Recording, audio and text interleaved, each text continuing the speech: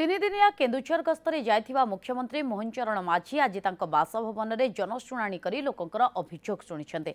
संध्या 7:30 बेले मंडुआ स्थित निज बासभवन परिसर में नूतन भाव निर्माण होइतिबा मुख्यमंत्री एक अभियोग शुणाणी प्रकोष्ठर उद्घाटन करथिले।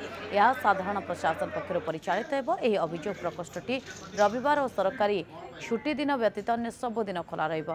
जेहेतु मु एठारे सबुबेले रही पारिबि नाही, तेणु एही अभियोग प्रकोष्ठ द्वारा लोकंकु त्वरित न्याय मिल पारिबो बोली मुख्यमंत्री आशा व्यक्त करिसेंते।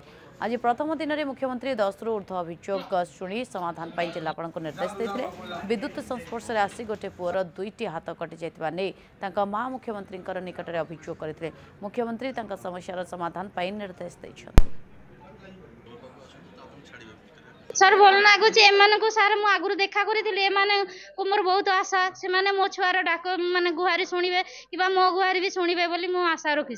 मु जड़े हैंडिकैप तो मत सार जदि किसी चाकरी दे पारे मोर घर भी नहीं। मो माँ गोटे गोटे दुकान रे जलखिया दुकान रे काम करती, तो मत जदि किसी सहायता सार करें मु सांग पाखे चिर ऋणी रही। राज्यर जेकोसी जगह जो समस्या गुड़िक आसो ये ग्रहण करा एवं ता किभली भाव में कार्यकारी करा तार समाधान हो पार ता उपरे आमर साधारण प्रशासन विभाग तरफ ये जो कैंप ऑफिस करा जाइछि बा कैंप कार्यालय करा जाइछि ताहा लोकंकु पूर्ण मात्रा रे सेवा जोगई देव।